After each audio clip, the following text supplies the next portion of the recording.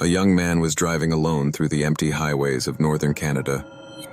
He was heading toward a new life, a new college, a new beginning, a future that was supposed to start thousands of miles away from his home. But somewhere along that road, he picked up a stranger, a hitchhiker. And after that moment, everything changed. This is the disturbing unsolved murder of Philip Innes Fraser. In June of 1988, 23-year-old Philip Innes Fraser left his home in Anchorage, Alaska. Philip had enrolled at Evergreen State College in Olympia, Washington, where he planned to study pre-med, following in the footsteps of his parents, who were both doctors. He packed his belongings into his 1983 Volkswagen. It was supposed to be a long road trip, through Alaska, Canada, and eventually down into Washington. A quiet, scenic drive. Mountains, forests, empty roads. The kind of journey that feels freeing when you are young, alone, and standing at the edge of a new chapter. And on one of those roads, Philip's life would cross paths with a man no one has ever been able to identify.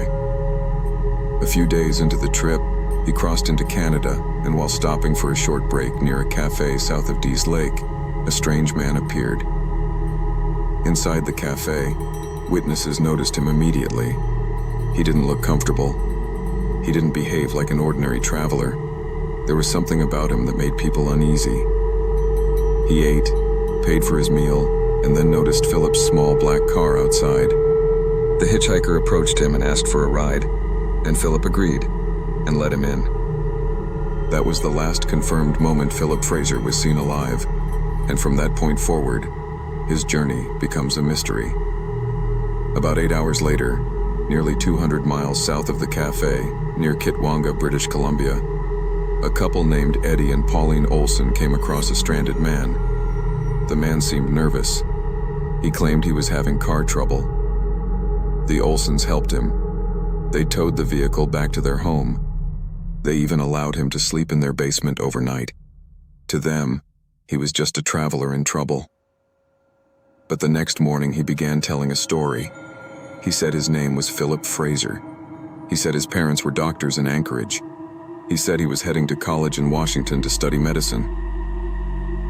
Those details were real, but the man saying them was not Philip.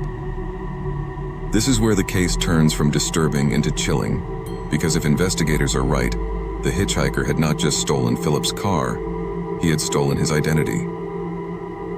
He had learned enough about Philip during the ride to impersonate him. He knew where Philip was from. He knew where Philip was going. He knew what Philip planned to study. The stranger told the Olsons he wanted to sell the car. He said he needed money for a plane ticket. The Olsons suggested to follow all the custom procedures, but the man refused. He said he had to leave soon. That detail was suspicious, because if he was really just a stranded traveler, why was he trying to sell his car? And if he was trying to escape, where was he trying to go? That urgency tells us something. He was not just passing through, he was trying to disappear.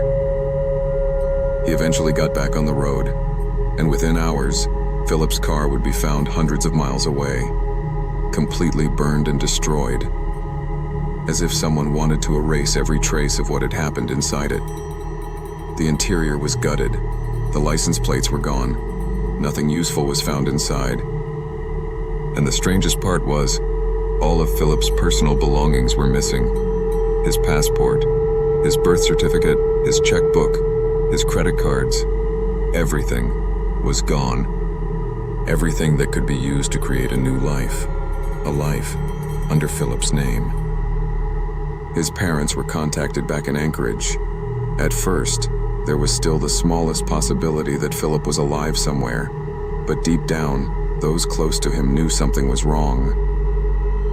For weeks, Philip's family waited for answers. Then, on July 27, 1988, the search came to a devastating end. Philip's body was found near Highway 37A, also known as the Glacier Highway, east of Stewart, British Columbia. He had been shot, and that changed the investigation completely.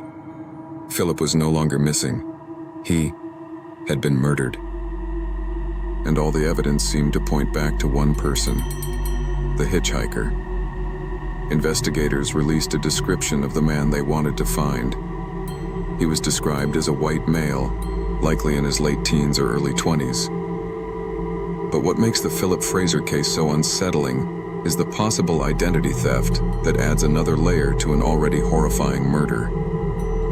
Why would the killer need Philip's identity? Was he trying to escape and wanted to start over, somewhere else? Maybe he was chosen because he had something the stranger needed, a clean identity and a future. And the hitchhiker may have seen that life as something he could take, a new life, as Philip Fraser. There are several theories about what happened after Philip picked up the hitchhiker. The first theory is the simplest, that the hitchhiker was a violent opportunist. He needed transportation and saw Philip as vulnerable. So he killed him, stole his possessions, and burned the car to destroy evidence. The second theory is darker. The hitchhiker may have planned to steal an identity before he ever even met Philip. Maybe he was already looking for the right victim. Someone traveling alone, someone from far away, someone whose disappearance would be harder to trace immediately. Another theory is that the hitchhiker was connected to a broader pattern of violence in remote British Columbia. The region had a long history of unsolved disappearances and murders along isolated highways. But in spite of all these theories, the most haunting thought is that somewhere, for a brief period, a killer walked through the world wearing the identity of the man he had just murdered. And then, just like Philip's future, he disappeared. More than 30 years later, the case still remains unsolved, and the hitchhiker was never identified. So the question is not just who killed Philip Fraser. It is that why did he take his life, and also his identity. What do you think? Comment your theory below, and for more such content, subscribe to the Phantom Casebook.